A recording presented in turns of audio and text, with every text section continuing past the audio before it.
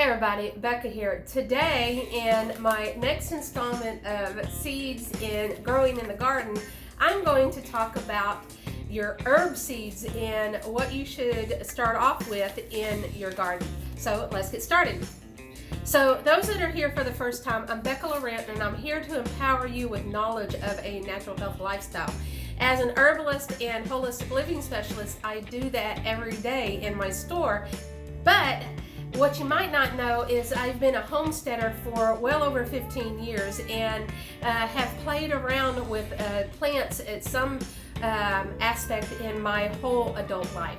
So I do have quite a bit of knowledge in the garden and gardening herbal plants. So today we're going to talk about my top plants, what I would recommend for you to plant if you are new to gardening and specifically herbal gardens.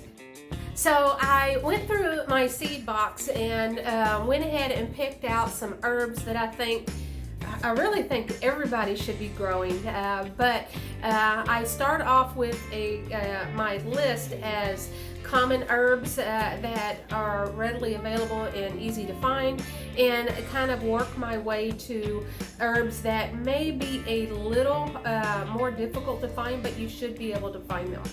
So though I have this in an order from easy to a little more difficult, it doesn't mean that one herb trumps the other. It's just what the herbs that I have and how I put it in my list. So let's keep it that way. But the first herb that I have is basil. Everybody should plant basil. Basil is one of those good herbs that can be used medicinally, but also can be used as a spice for flavor, and can be used as food, like as in pesto. So that's why I put basil on the top of my list. But then there's also thyme. Thyme, again, is a good medicinal herb, but a good spice, and it's something that even if you're not planting a garden, that's something that everybody should have in their household. And the same with sage. Sage is such a flavorful herb, and it's also a great herb medicinally and spiritually, as in sage bundles and stuff like that. Those do work. But there's also rosemary. Rosemary can be a little fickle if you're growing it. Don't baby it. That's normally the problem that people have with their rosemary. They water it too much or mess with it too much. She likes to be left alone. But this is another one that would be great in your garden. So not only does it look good in the garden, it smells good, and can be used in your food for flavoring and for medicinal purposes, among other things that you can make remedies and stuff like that. Peppermint, that is another good one, and I picked peppermint. A lot of people kind of shy away from the mints because it can take over the garden if you allow it, but mint is one of those versatile plants that you can pick it and make teas fresh out of it, and they taste awesome throughout the summer. You can dry it very easily, so on and so forth. So you shouldn't have a overgrown mint plant if you are picking it on a regular basis and using it for its ability. So another one is dill and fennel. Dill and fennel would both be ones that I kind of put even to even. They're both good for digestion. They're good for flavoring. So having dill around, and if you're looking at getting into canning, dill and fennel both are great in different types of canning situations. So that would be one to have around. Not only that, it is a good medicinal herb. So another one in the mint family is lemon balm, and that's another one that I hear awful lot that, oh my gosh, I planted lemon balm and it's just taking over my garden. And that's because you're not cultivating it the way it should be cultivated, but it's a great herb to have around. It smells awesome too. Yarrow, that is a good herb to grow. Not only does it look pretty, but there are so many different medicinal things that you can do with yarrow that it is a great beneficial herb to have in your beginner herb garden. Calendula.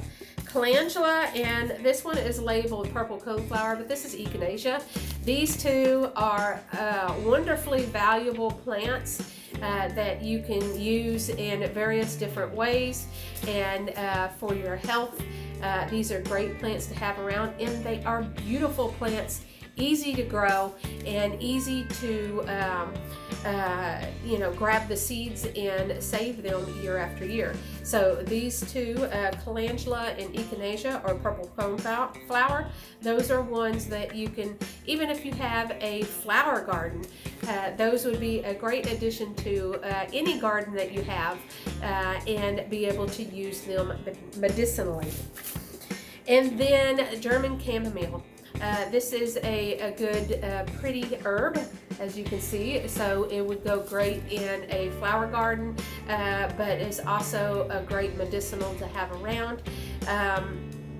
And I stop with those just because out of my collection, those are the easiest, but I want to talk a little bit about the ones that are given to us and grow prolifically in most of the United States. And the number one would be dandelion. I do have dandelion seeds, but in the springtime they grow everywhere, and great to have around. And this would be also a good one as a salad substitute or lettuce substitute. And you can pick your greens that are given to you without a little effort, and you don't have to worry about it. But there's many different herbs. There's chickweed, there's clover. Another favorite one of mine that I pick quite a bit throughout the year is yellow dock or curly dock. Those are all prolific herbs that grow naturally, or at least naturally in my area, and I do believe they're fairly common throughout the U.S., at least the southern. It may be a little harder the further north you get, but those don't discount those just because they're considered weeds. Really, the only weed that you have is the grass in your lawn. Everything else, I am sure, is beneficial for you in some aspect. So that is my list of garden herbs or herb seeds that you should be able to find readily available just about anywhere, whether it's the big box stores, or if you are looking for heirloom or a mom and pop store. Check out my video that I had on my seed box. I'll leave it up in the little comment box above me. But check that out. I do talk about the different seed companies and the different seeds that you might want to be looking for. So if this information was beneficial to you, give it a thumbs up, and I will talk with you again soon. And until then, get healthy, be happy, and herbal on. Bye.